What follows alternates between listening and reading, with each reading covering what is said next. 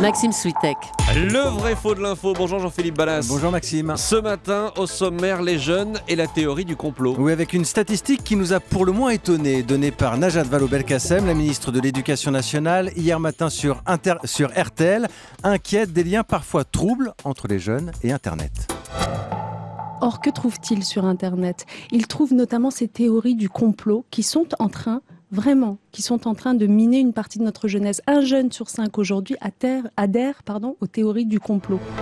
On a bien entendu ce chiffre. Un jeune sur 5 adhère aux théories du complot. Affirmation de Najat Vallaud-Belkacem. C'est vrai ou c'est faux ?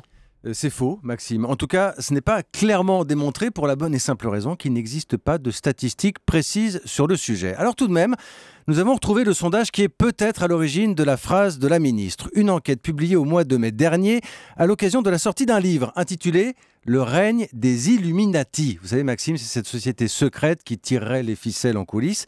Et ce sondage nous dit qu'un Français sur 5 donc croit à l'existence des Illuminati. Il y a aussi cette enquête plus ancienne de 2012 pour Opinionway qui nous dit que là, c'est un Français sur 2 carrément qui croit à ces théories du complot. Mais ce que vous nous dites, c'est qu'il n'y a rien sur les jeunes en particulier et pas de travaux récents sur le sujet. Voilà, alors ce résultat d'un jeune sur 5 énoncé pourtant clairement, on l'a entendu par la ministre, ça ressemble plutôt à un mélange, un amalgame de divers sondages, mais un mélange qui aboutit à une affirmation. C'est un classique dont on parle souvent ici dans le vrai faux, le souci pour les politiques de trouver la formule choc, courte, efficace qui marquera les esprits, quitte à prendre des raccourcis. N'empêche, Jean-Philippe, on l'a entendu dans plusieurs reportages ici sur Europe 1, il y a des jeunes qui ne croient pas à la version officielle des tragédies que nous venons de vivre. Alors, donc c'est pas forcément un jeune sur 5, mais là, absolument, la ministre a raison sur ce point. Je suis allé faire un tour, Maxime, hier soir sur quelques sites. Ouais.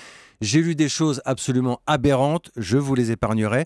C'est vrai que les jeunes passent du temps sur Internet. Il y a un boulot d'éducation, clairement, apprendre à faire le tri.